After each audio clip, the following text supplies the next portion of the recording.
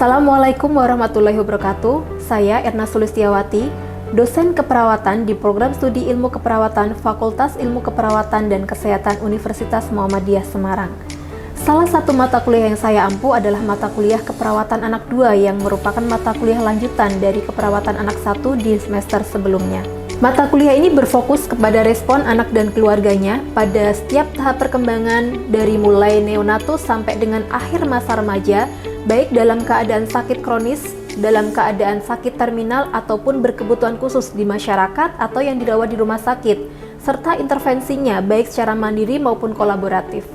Capaian pembelajaran dalam mata kuliah ini diantaranya, yang pertama, mahasiswa mampu memahami konsep perawatan anak dengan penyakit kronis atau terminal. Yang kedua, mahasiswa mampu melakukan simulasi asuhan keperawatan pada anak dengan penyakit kronis atau terminal. Yang ketiga, mahasiswa mampu mendemonstrasikan intervensi baik secara mandiri maupun kolaborasi pada anak dan keluarga dengan melalui penerapan prinsip atraumatic care. Materi yang disampaikan dalam mata kuliah ini diantaranya 1. Konsep perawatan anak dengan penyakit kronis atau terminal.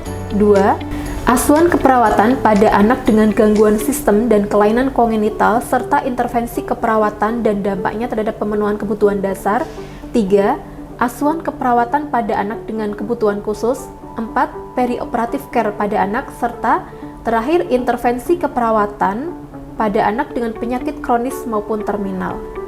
Mata kuliah ini disampaikan dalam bahasa Indonesia dengan metode DIA, Delivery, Interaction, dan Assessment melalui collaborative learning, case study, dan small group discussion. Penyampaian materi dilakukan secara tatap langsung dan sebagai upaya untuk meningkatkan interaksi dengan mahasiswa, maka saya memberikan kesempatan mahasiswa untuk bertanya dan membuka ruang diskusi sehingga mahasiswa mampu berpikir kritis dan menyampaikan pendapatnya secara langsung. Asesmen yang dilakukan pada mata kuliah ini terdiri dari ujian akhir semester sebesar 20%, ujian tengah semester 20%, penugasan individu 30%, seminar kelompok 20%, dan soft skill 10%. Berikut ini adalah video pembelajaran dalam mata kuliah keperawatan anak 2 dengan materi asuhan keperawatan pada anak dengan leukemia. Semoga bermanfaat.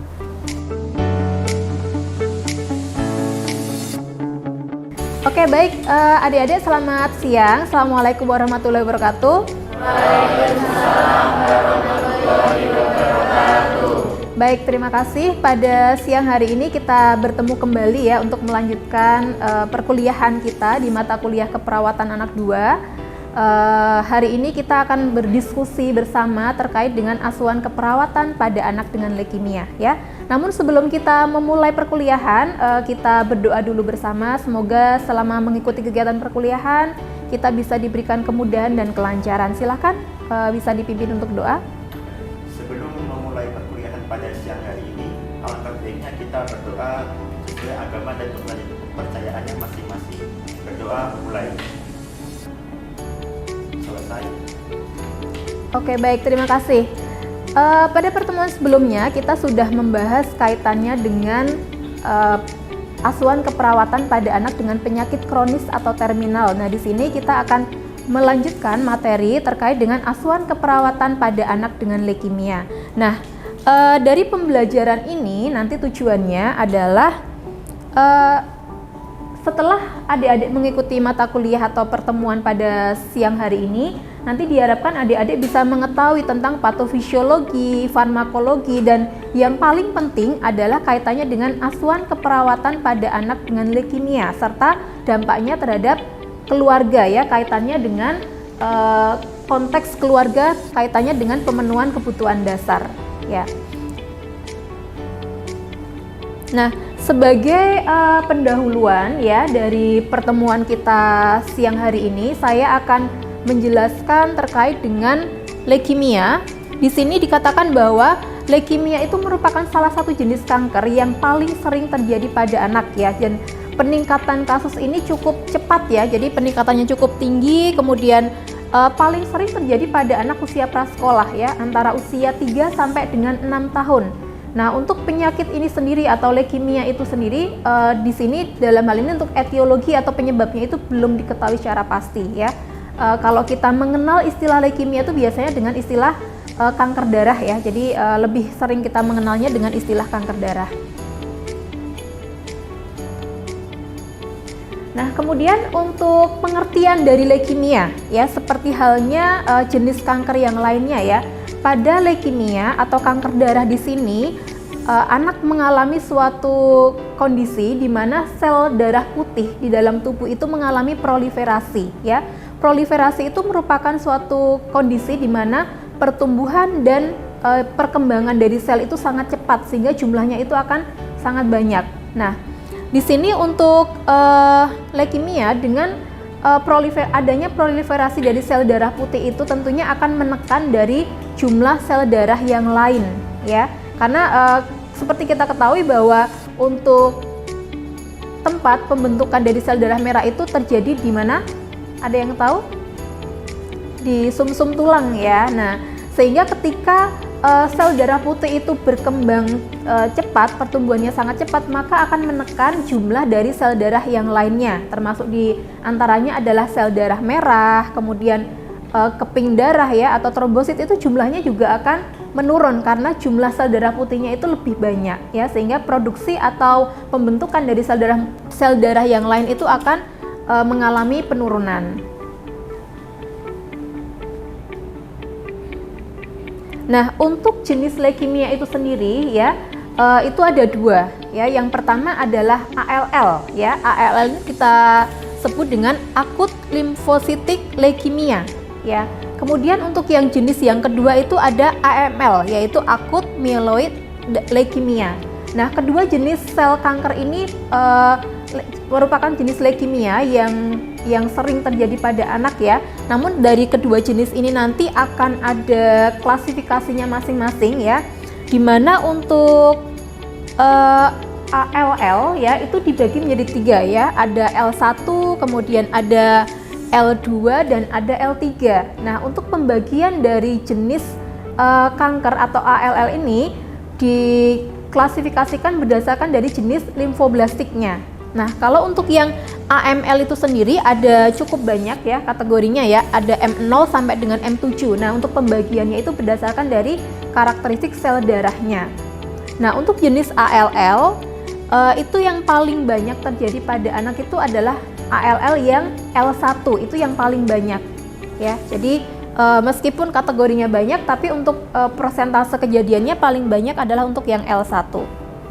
Nah, kemudian kalau kita bicara tentang penyebabnya, tadi di awal sudah saya sampaikan ya bahwa penyebab dari leukemia itu belum diketahui secara pasti. Jadi memang betul ya, secara teori kita belum tahu pasti sebenarnya apa sih yang menyebabkan leukemia ini bisa terjadi. Nah, namun dari berbagai kasus yang ditemukan ya, untuk leukemia itu ternyata bukan disebabkan karena suatu penyebab tunggal ya. Jadi ada banyak penyebab lain seperti ada faktor genetik, kemudian faktor lingkungan itu juga pengaruh ya untuk kejadian leukemia, kemudian ada infeksi ya, kemudian juga ada penyakit-penyakit autoimun yang ternyata juga bisa mempengaruhi terjadinya kelainan darah pada anak ya atau kanker darah.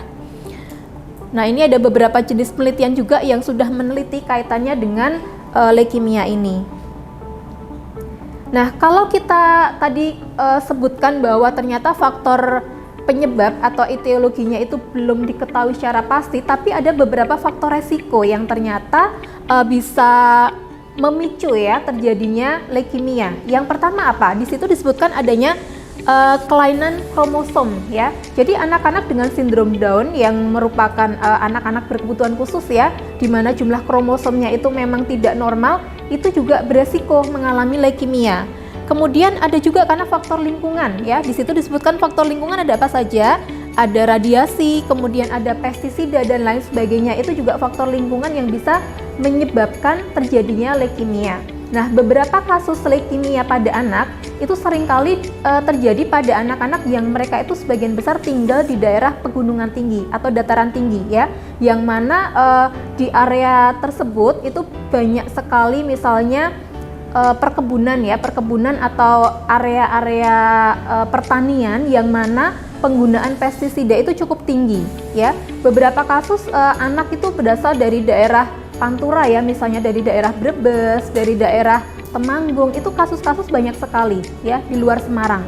Nah, itu setelah diteliti ya, kemungkinan besar karena faktor lingkungan sehingga terjadi leukemia. Kemudian juga karena faktor radiasi ya. Faktor radiasi itu juga berpengaruh terhadap kejadian leukemia. Meskipun belum diketahui secara pasti untuk etiologinya, tapi secara faktor resiko ya, itu tentunya bisa dihindari ya untuk beberapa faktor penyebab dari leukemia ya, beberapa faktor resiko yang ternyata memang bisa memicu terjadinya leukemia.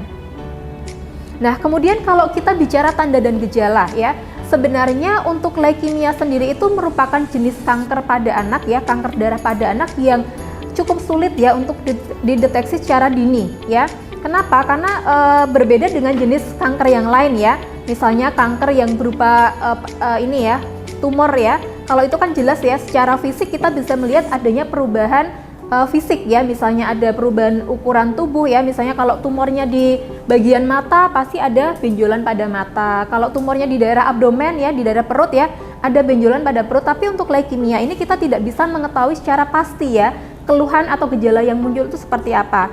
Tapi dari beberapa kasus ya, setelah kita melakukan wawancara dengan orang tua, di situ orang tua menyampaikan beberapa keluhan yang sering terjadi itu adalah anak mengalami demam ya.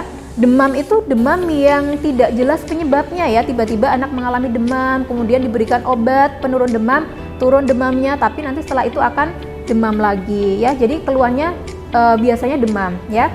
Selain itu juga anak mengalami pucat ya, wajahnya tampak pucat tanpa penyebab yang jelas ya. Kemudian juga mungkin anak mengalami mimisan ya. Itu kalau kita kaitkan dengan patofisiologi dari leukemia itu akan sangat berkaitan sekali ya, karena tadi kan ketika sumsum tulang itu produksi sel darah merahnya terhambat ya atau terhenti, otomatis HB-nya akan turun. Jadi anaknya pucat seperti itu ya. Tapi untuk gejala-gejalanya memang tidak spesifik ya.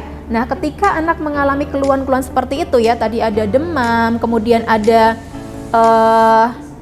ada anoreksia juga, ada letargi. Nah, itu orang tua harus waspada ya.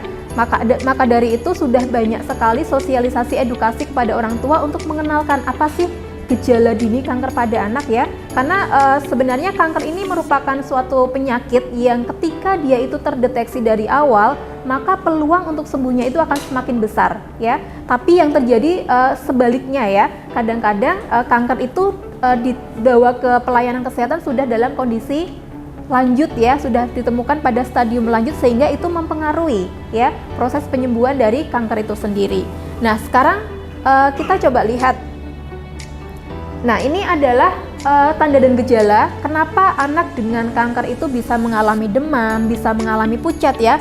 Bisa dibaca pada tabel di sini. Jadi ada beberapa organ atau jaringan yang akan terpengaruh ya dari leukemia ini. Yang pertama adalah pada sumsum tulang ya.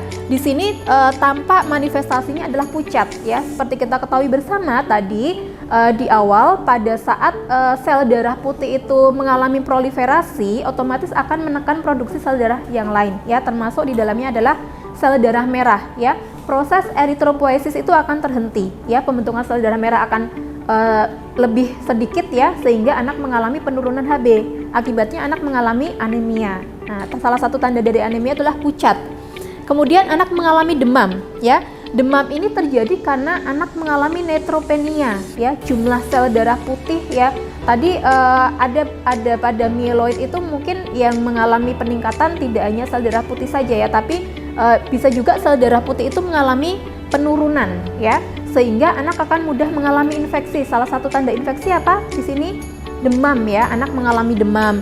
Kemudian juga di sini anak terjadi perdarahan ya, karena trombositnya sedikit ya. Anak mengalami mimisan dan berbagai kondisi yang lain ya, bisa juga terjadi hepatomegali ya, karena heparnya mengalami pembesaran, bisa terjadi splenomegali, limfanya mengalami pembesaran, dan berbagai gejala atau keluhan lain yang mungkin bisa ditemukan pada anak dengan kanker.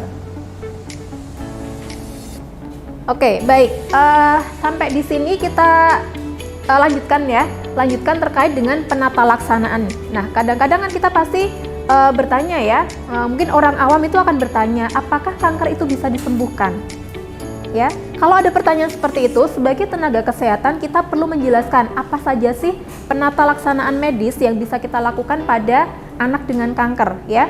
Nah, di sini ada beberapa, di antaranya ada kemoterapi, ada radioterapi atau transplantasi sumsum tulang, ya. Tapi untuk jenis kanker leukemia itu sendiri, kemoterapi merupakan pilihan terapi medis yang bisa dilakukan, ya. Untuk radioterapi, transplantasi sumsum tulang bisa digunakan untuk jenis kanker yang lain. Tapi untuk leukemia memang paling banyak dilakukan adalah kemoterapi, ya. Jadi di sini masih merupakan pilihan utama dari penata laksanaan kanker darah ini. Nah, untuk kemoterapi itu sendiri di sini ada beberapa tahapan, ya. Jadi anak dengan kanker ketika sudah dilakukan pemeriksaan diagnostik dan sudah tegak diagnosisnya, maka dari tenaga kesehatan itu akan membuat sebuah memberikan sebuah protokol kemoterapi, di mana dari setiap protokol kemoterapi ini akan melewati beberapa fase. Jadi yang pertama itulah fase induksi. Itu adalah fase awal, ya. Fase awal yang harus dijalani oleh anak ketika terdiagnosis kemoterapi. Nah, tujuan dari fase induksi ini adalah supaya anak itu mencapai suatu tahapan yang namanya remisi, ya. Remisi itu adalah suatu kondisi di mana sel kanker itu berada pada tingkat yang paling rendah, pada jumlah yang sedikit, karena tadi sel kankernya berkembang cepat, ya. Dengan adanya fase induksi ini, maka dia akan menekan pertumbuhan dari sel kanker itu sendiri. Nah, kemudian yang kedua adalah tahap profilaktik, ya. Jadi tahap ini merupakan suatu proses di mana sel kanker itu nanti ditekan supaya tidak mencapai pada sistem saraf pusat, ya. Karena kalau sudah mencapai saraf pusat nanti bisa menyebabkan infeksi, ya, pada area otak, ya, misalnya meningitis seperti itu. Kemudian terapi konsolidasi atau tahap konsolidasi ini merupakan tahapan di mana dilakukan untuk membasmi sisa-sisa sel kanker yang masih ada. Dan yang terakhir adalah tahapan maintenance, ya, tahapan di mana dijaga supaya sel kanker itu tidak berkembang kembali, yaitu tahapan dari kemoterapi. Nah, ini coba kita bahas satu persatu, ya. Ini adalah tahap induksi atau fase induksi, ya. Seperti yang tadi saya katakan bahwa fase induksi itu adalah fase awal dari program kemoterapi. Jadi semua jenis kanker itu akan mengalami fase induksi, di mana protokolnya itu tentunya akan berbeda-beda, ya. Nah, di sini untuk fase induksi itu sendiri dilakukan untuk tadi mencapai tahapan remisi. Jadi untuk memusnahkan sel kanker itu sampai dengan tahapan yang paling rendah, ya, dengan jumlah sel kanker yang paling sedikit, itu adalah tahapan induksi. Nah, di sini jenis-jenis agen kemoterapi atau obat-obatan yang digunakan diantaranya ada vincristine, kemudian ada asparaginase, ya. Nah, untuk fase induksi ini kurang lebih waktunya adalah 6 minggu, ya. Jadi setiap jenis kemo tentunya akan memiliki protokol berbeda-beda. Nah, untuk fase induksi ini merupakan fase awal, ya. Jadi durasinya selama 6 minggu. Ya, nanti di situ ada program kemo yang harus dijalani oleh anak selama 6 minggu. Biasanya untuk fase awalnya cukup sering, ya. Jadi bisa kemonya 1 minggu sekali, ya. Kemudian nanti minggu kedua dan seterusnya sampai dengan mereka melewati fase induksi ini. Nah, di akhir fase induksi ini tentunya nanti akan perlu dilakukan pemeriksaan, ya. Jadi setiap fase nanti akan dilakukan pemeriksaan untuk melihat bagaimana jumlah sel kankernya. Kalau memang sudah mengalami penurunan dan respon kemoterapinya cukup bagus, ya, maka bisa dilanjutkan dengan tahapan yang berikutnya. Nah, tahapan berikutnya di sini adalah tadi, ya, konsolidasi, ya. Jadi konsolidasi ini adalah untuk menurunkan dari keberadaan sel kanker tadi supaya sisa-sisa sel kanker yang memang masih ada itu bisa berkurang, ya. Itu adalah tahap konsolidasi. Kemudian kita lanjutkan kepada tahap yang berikutnya, yaitu tahap maintenance. Jadi ini merupakan tahap akhir dari kemoterapi, menjaga atau mempertahankan supaya sel-sel kanker itu tadi tidak berkembang kembali. Nah, tentunya di sini kita perlu melibatkan keluarga, ya, karena proses perawatan anak dengan kanker itu tidak hanya berlangsung selama di rumah sakit. Ketika mereka pulang, bagaimana keluarga itu menjaga pola makannya, menjaga pola istirahatnya, ya, itu juga harus kita edukasi kepada keluarga sehingga nanti pada saatnya anak itu harus menjalani kemoterapi kembali atau melanjutkan kemoterapi, kondisi anak dalam keadaan baik. Tidak sedikit ya kasus anak ketika dari rumah sakit pasca kemo kemudian pulang, mereka baru mengalami gejala-gejala atau efek samping dari kemo ya dengan kemoterapi. Namun di sini untuk pengobatan dari leukemia itu sendiri tidak hanya cukup dengan kemoterapi, karena kadang-kadang anak datang ke rumah sakit itu dalam keadaan yang kondisinya kurang baik ya. Salah satunya misalnya anak mengalami anemia ya. Ketika anak mengalami anemia, padahal pada hari tersebut anak terjadwal untuk menjalani kemoterapi, maka di sini harus dilakukan pengobatan dulu atau kita atasi dulu anemianya, kita perbaiki dulu kondisi anak ya. Salah satunya dengan dilakukan transfusi, sehingga ketika anak menjalani kemoterapi harus dipastikan bahwa HB-nya itu dalam keadaan yang normal ya, karena setelah anak menjalani kemoterapi itu terkadang anak akan mengalami penurunan HB, sehingga kalau start awalnya HB-nya itu sudah rendah, maka setelah kemo nanti khawatirnya adalah anak mengalami penurunan kondisi ya, seperti itu. Oke, baik adik-adik, mungkin ada yang mau ditanyakan dari materi yang sudah kita diskusikan tadi? Oh ya. Oke, baik. Terima kasih atas kesempatan yang telah diberikan. Perkenalkan, nama saya Muhammad Baharudin Alamsyah. Izin bertanya Bu Erna, sejauh mana keberhasilan program kemoterapi ini dilakukan pada anak dengan kanker, khususnya pada anak dengan leukemia? Jadi di sini Bar menanyakan sejauh mana kemoterapi itu efektif dilakukan pada anak dengan leukemia atau kanker darah. Jadi memang seperti tadi yang sudah saya jelaskan di awal ya, kasus leukemia itu memang tanda dan gejalanya tidak diketahui secara pasti ya. Gejalanya sifatnya umum sehingga terkadang orang tua itu membawa anak ke fasilitas pelayanan kesehatan itu sudah dalam keadaan stadium lanjut. Nah, kalau stadiumnya sudah lanjut, ketika dilakukan kemoterapi, prognosis dari penyakitnya itu kurang bagus ya. Akan tetapi ketika kemoterapi itu dilakukan sejak dini ya, artinya ketika sudah ada tanda dan gejala yang muncul kemudian dibawa ke rumah sakit dan segera dilakukan kemoterapi, maka prognosisnya akan bagus ya. Artinya di sini kemoterapi memang masih merupakan satu-satunya penata laksanaan medis yang bisa dilakukan pada anak dengan leukemia ya. Seperti itu ya Bahar ya.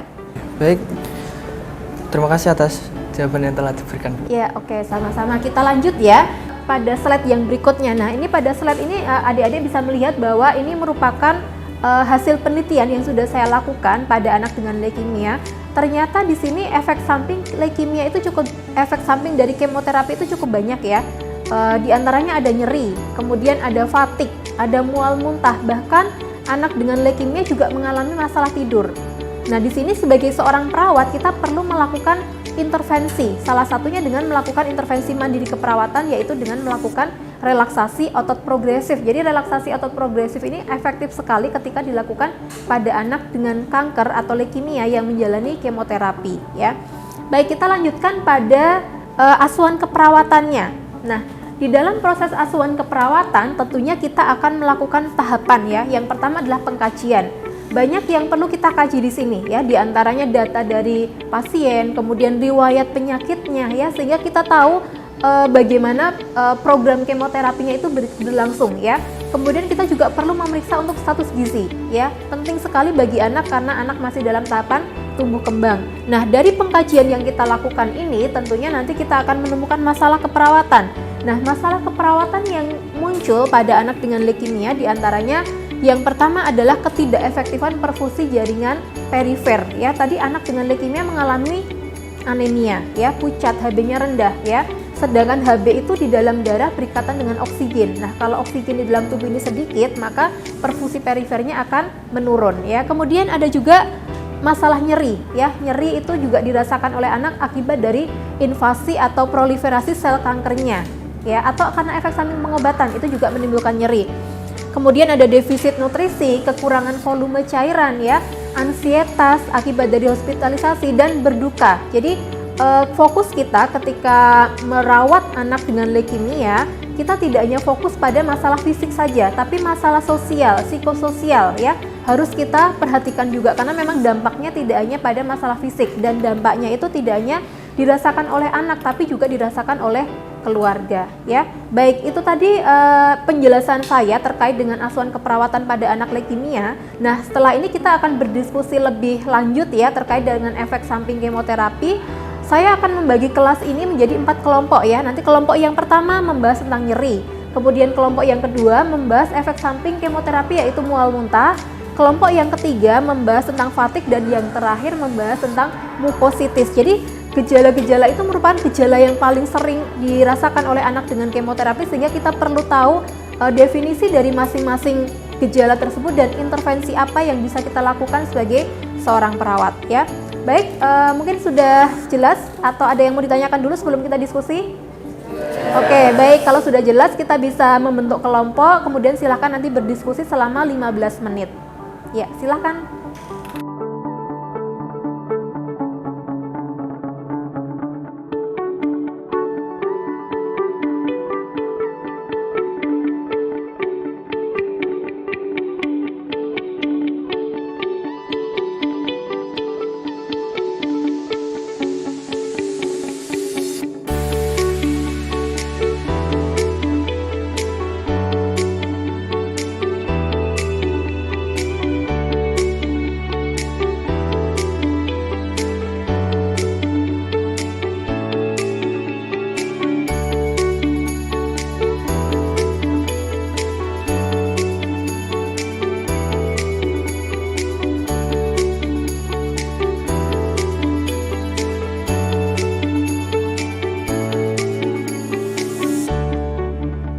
Tadi sudah saya sampaikan terkait dengan materi asuhan keperawatan pada anak dengan leukemia ya.